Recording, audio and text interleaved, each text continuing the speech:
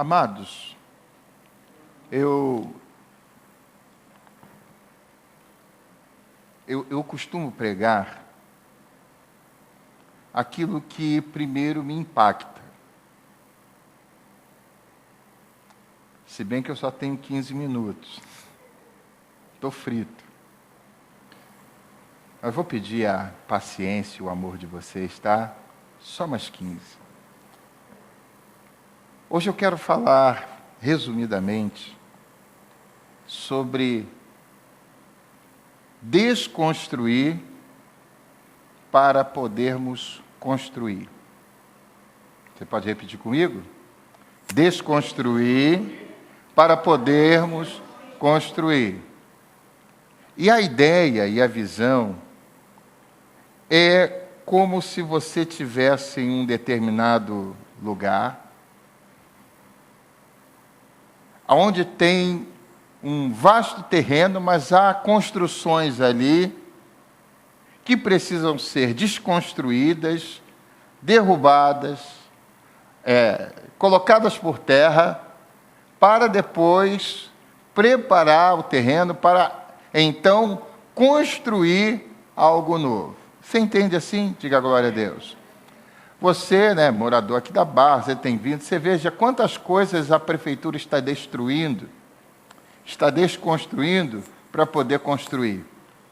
Primeiro processo para construir, tem que desconstruir. Não necessariamente. Alguém, outro dia eu fui depender ali, levar meu padrasto ali para fazer um exame de vista no Hospital dos Servidores, ali na Praça Mauá. Amados, que coisa doida. Aquilo para andar ali, só o sangue do cordeiro. Mas o que eles fizeram? Eles destruíram, desconstruíram, para então agora começarem a construir. Quem entende? Amém. E a primeira coisa que você precisa saber, ou melhor, creio que já saiba, mas uma coisa que você precisa atentar, diga comigo, desconstruir dá trabalho. Você concorda?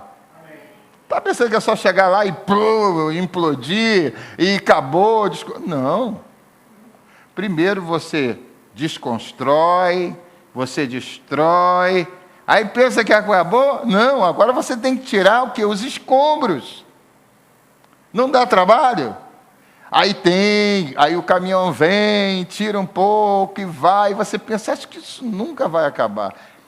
Nós lá na Pavuna tivemos uma experiência uns anos atrás, eles demoliram uma rodoviária antiga e tal, que lá havia, e colocou por terra. Aquilo ficou um monte desse tamanho, e ficou lá tempos e tempos. Eu falei, cara, tá bom, explodiram, botaram para... E agora? Aí vieram, aí foram, dá trabalho, diga, dá trabalho. Mas se você quer construir, tem que destruir, preparar o terreno para poder construir algo novo. Quem entende assim, diga glória a Deus. E isto diz respeito a mim e a você no que tange a nossa mente. Eu te digo, amados, que em nossa mente há muitas construções que precisam ser destruídas, desconstruídas, para que Deus possa construir algo novo. E Jesus já deixou uma dica. O que ele falou? Ele diz assim, não se coloca vinho novo,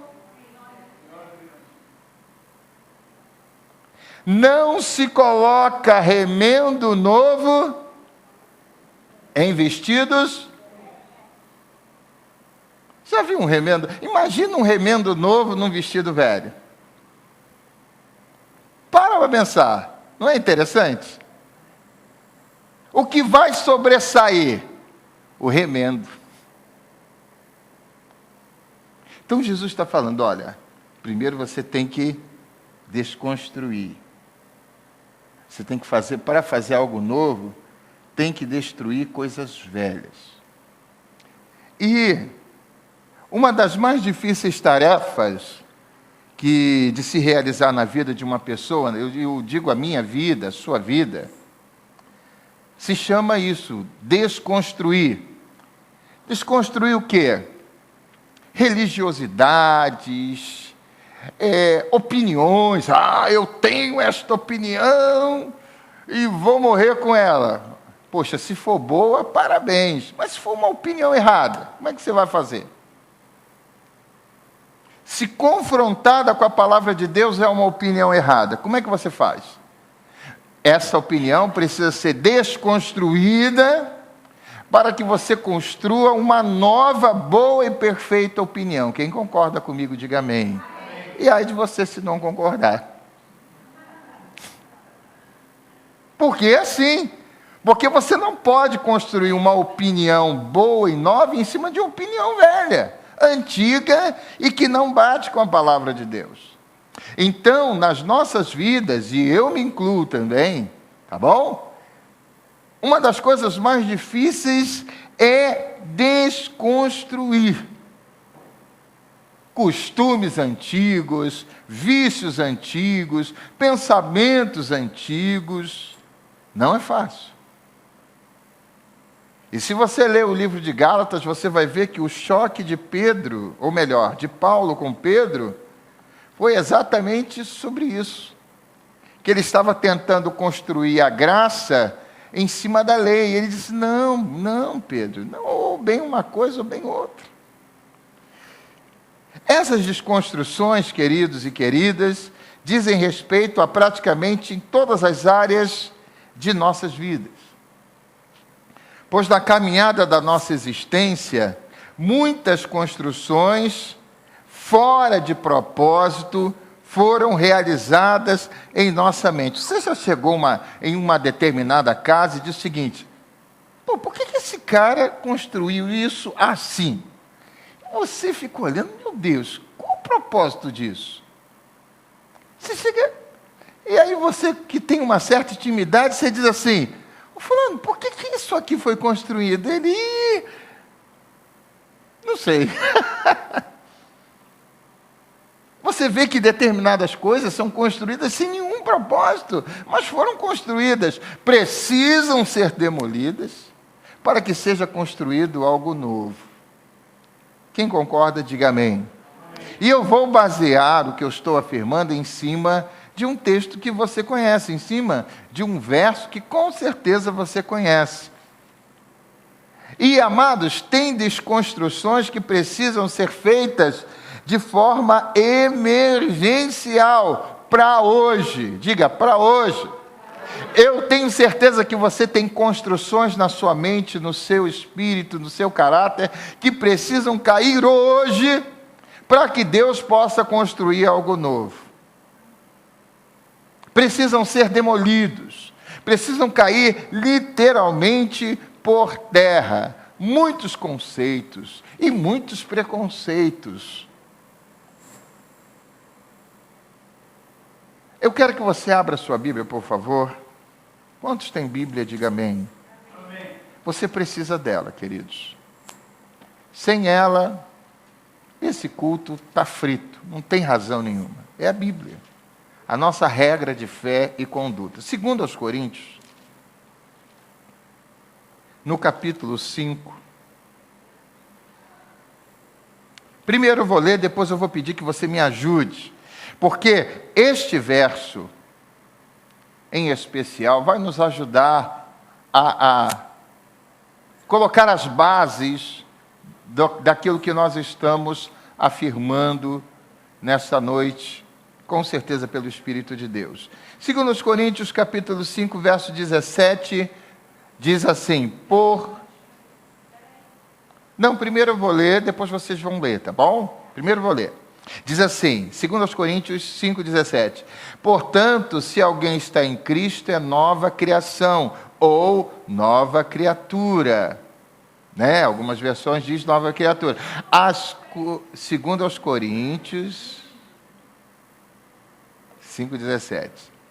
Portanto, se alguém está em Cristo, é nova criação. As coisas antigas já passaram, eis que tudo Eis que surgiram coisas novas. Agora eu peço que você leia, por favor. Tudo isso provém de Deus. Não, amados, é o 17, só o 17. Por favor, isto. Portanto, Isso. se alguém está em Cristo, é nova criação. E as coisas antigas já passaram. Eis que surgiram coisas novas. Você entendeu o que você leu? Diga amém. Amém. Nós temos este verso para que nós entendamos ele. Olha para mim, por favor. Esse verso, para que nós entendamos ele, nós precisamos fazer algumas perguntas que passo a fazer a você que está aqui, aos nossos amigos internautas também. Primeira pergunta: você está em Cristo? Amém. Vou perguntar de novo, para que você não tenha dúvida. Você está em Cristo? Amém. Você sabe que essa terminologia "em" significa estar dentro. Não tem essa expressão jovem, estou dentro. Ou estou fora. Não, isso aí eu estou fora. Então, quando o texto diz, quem está em Cristo, isto é, quem está dentro do contexto da palavra de Deus, então, sem dúvidas nenhuma, você que disse amém, diga amém de novo. Amém. Diz aqui, quem está em Cristo é nova criação. Diga, nova criação. Nova criação. Não tem o que discutir. Ah, pastor, mas eu sou menos, eu sou mais. Não. Quem está em Cristo, o texto está me dizendo, é, de forma absoluta, uma nova criação. Uma nova criatura, uma nova pessoa. Agora eu vou pedir que você faça algo legal. Olhe para a pessoa que está ao seu lado. Ela parece uma pessoa nova criatura? Amém. Que bom! Amém, queridos? Vocês entenderam? Quem está em Cristo é. Não diz talvez seja. Ou quem sabe um dia seja. Não. Diz é. Você confia na palavra? Amém. Eu vejo a palavra dessa forma. A palavra não tem esse negócio de não sei, não sabe. Não. Ele diz, é nova criatura. E ele continua dizendo, as coisas antigas continuam vigentes. Não. Continuam vigentes? Estou errado? Graças a Deus. Eu gosto de estar errado nesta hora. O que diz aí? As coisas antigas. As coisas antigas. Quem tem vivido de passado aqui? Ninguém, claro. Porque as coisas antigas já passaram. Diga, as coisas antigas já passaram. Por quê? Porque estamos em Cristo. Veja como as coisas se interligam. E amados, às vezes nós insistimos em viver as coisas velhas. Mas diz, as coisas velhas já passaram. Me diga uma coisa velha. Um cacareco que você trazia do seu passado. Vou te dar alguns exemplos. Vícios. Palavrão. Ninguém aqui fala palavrão, né? Não deveria falar, porque isso é coisa velha. Isso é coisa velha. Mas Jesus te ama, tá, meu amor? Jesus te ama. E eu louvo a Deus pela sua sinceridade. Jesus te ama. Mas palavrão é coisa velha. Tem gente que quando está ali nos azeites fervendo, a ponte cai e essas coisas todas. Mas isso é velho. Isso é coisa velha. Ao invés de você xingar uma palavra, que você não diz, Senhor, me dá graça, Senhor, me ajude, Senhor, esteja comigo. Isso é coisa nova. Diga amém. As coisas velhas, e veja, amados, eu não tenho opção.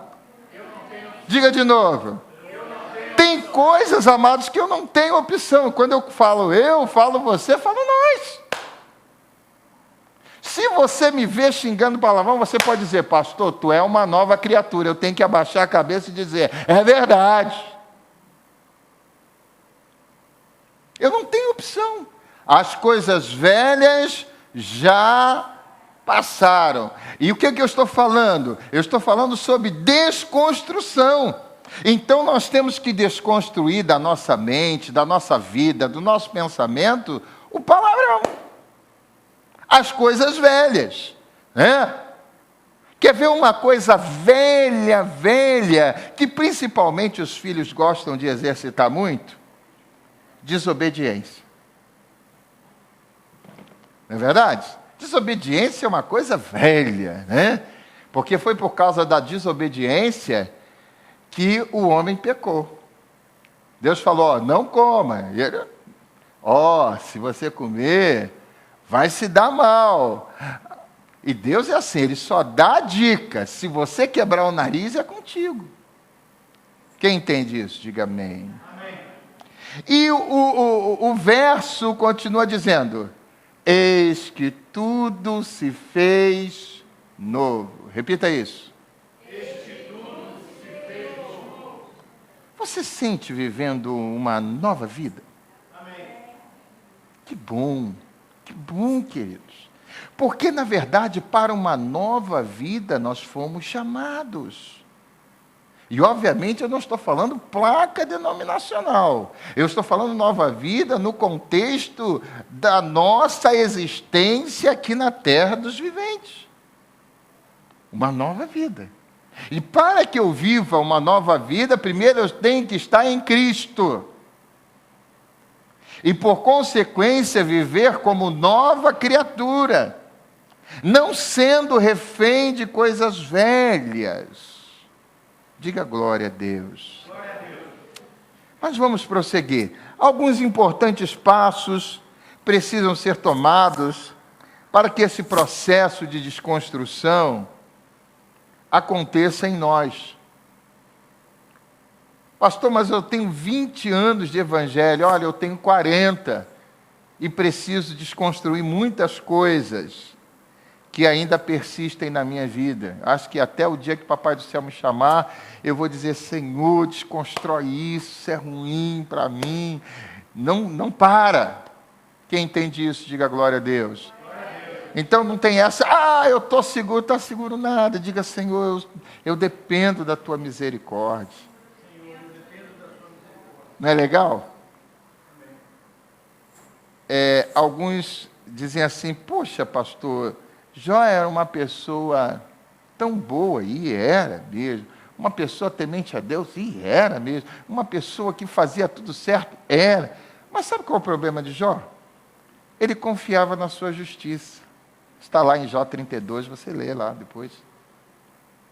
Não é que a justiça seja ruim, mas queridos, eu não confio na minha justiça. Quando alguém disser, pastor, eu confio em você, eu já fico, meu Deus, tem misericórdia, me ajude a corresponder. Aí é legal, me ajude a corresponder à confiança dos meus irmãos. Diga glória a Deus.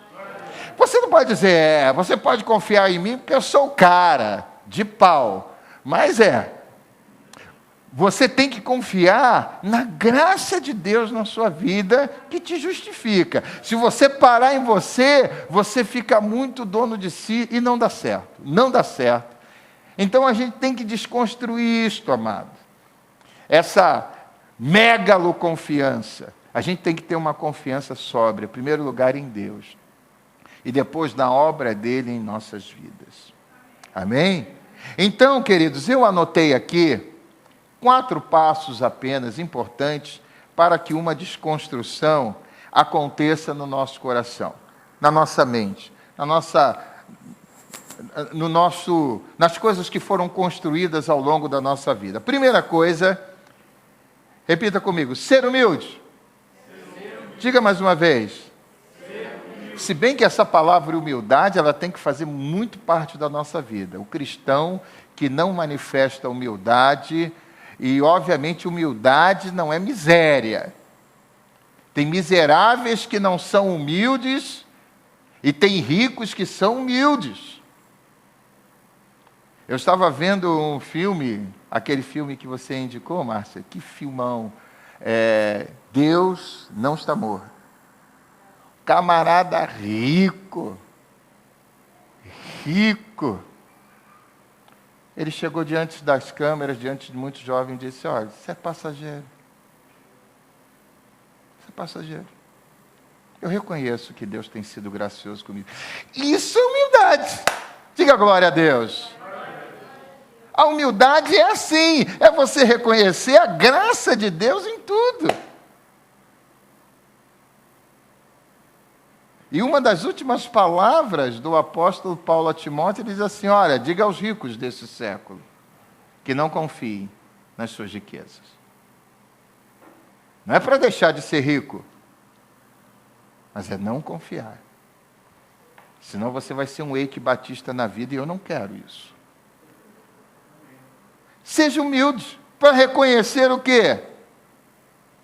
Que você precisa, em determinadas áreas da sua vida, desconstruir coisas para que Deus construa coisas novas. Diga glória a Deus.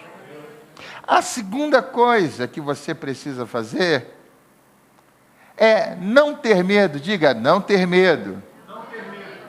Aí você pergunta, de quê, pastor? De colocar abaixo essas construções indevidas. Você não precisa ter medo. A terceira coisa que eu separei é proteger as boas construções. Diga isso. Todos nós temos boas construções em nós, no nosso caráter, no nosso comportamento, que mesmo antes de sermos cristãos, já trazíamos. E isto você permanece. A gente só vai derrubar as construções erradas fora de propósito. Você entende isso? Amém. As boas continuam aperfeiçoando a cada dia mais. E a quarta coisa que vai nos ajudar a desconstruir as coisas que precisam ser desconstruídas, é procurar em determinadas desconstruções mais complexas o especialista. Tem coisas que não vão sair assim de uma hora para outra da sua vida. Não, você vai ter que ter paciência. Diga, paciência. Você sabia que paciência é fruto do Espírito, né? Quantos têm o Espírito Santo? E quantos têm paciência? Tem que ter. Você não tem opção. Se faltar, você diz: Espírito Santo, tu estás em mim, ó. Aciona o botão da paciência que a minha já está acabando. Entenderam? Quando você perceber que está faltando, você tem que dizer: Espírito Santo, aciona. Aí eu acho que o Senhor deve ter esquecido de acionar o botão da paciência. Porque o apóstolo Paulo diz que o amor, ele é benigno e é paciente. Amor que não tem paciência não é amor. Amém, queridos? Vamos lá. Visto estes pontos, amados, importantes, precisamos, enfim, dar início a essas necessárias desconstruções e poderíamos identificar várias áreas de nossa existência em estado de calamidade, que está quase caindo na sua cabeça. Sabe aquelas construções que quase caem na sua cabeça? Essas têm que ser as primeiras a serem desconstruídas. Mas eu quero começar, poderia começar por vários lugares, mas eu quero começar pelo nosso temperamento. Diga, temperamento. Todos vocês têm um temperamento. Alguém disse assim: fulano tem um gênio difícil. É verdade? Sim ou não? E quantos sofrem por causa do seu gênio difícil? Amados, o nosso temperamento às vezes joga contra nós, e eu espero que jogue a partir de hoje ao nosso favor. Diga amém. Amém. Todos nós temos um temperamento que precisamos equilibrá-lo. Eu gosto muito daquele... Eu tenho um livro de cabeceira, que diz... É muito antigo, mas um livro que eu gosto muito, que é O Temperamento Controlado pelo Espírito Santo. Aconselho você a lê-lo. Muito bom, que ele sintetiza o nosso temperamento em 4, né? Que é o colérico, sanguíneo, melancólico, fleumático. Ok? Esses 4 temperamentos são maravilhosos, mas têm os seus pontos fortes e os seus pontos fracos. Então, às vezes nós somos vítimas do nosso temperamento, né? Aquela pessoa que não pensa antes de falar, diz: ah, pastor, eu falei sem falar. Gente, que embolou, deixa eu... Obrigado. Eu falei sem pensar. E eu pergunto a você que é um pouquinho inteligente: alguém fala sem pensar? Porque se você falar sem pensar, você é uma alma penada. Para você falar, você precisa pensar. Obviamente, algumas coisas você coloca na frente. Você se antecipa, você não medita, você não rumina o que você vai falar. Mas falar sem pensar, claro que você não fala sem pensar. Nem maluco fala sem pensar. Quem me entende? Amém. Fala. Aí você diz: pastor, eu falei sem pensar. Não, você falou sem meditar. É diferente. E nisso que você fala sem meditar, você, a vida toda, vai arrumando o quê? Problemas, inimizades. Por quê? A língua está na frente do pensamento. Minha amada e saudosa mãe, Dona Creuza, ela costumava dizer: quem fala pouco, erra pouco. Quem fala muito, erra muito. Tiago nos dá esse conselho, ele diz: seja pouco o seu falar, seja tardio em falar, mas pronto para ouvir.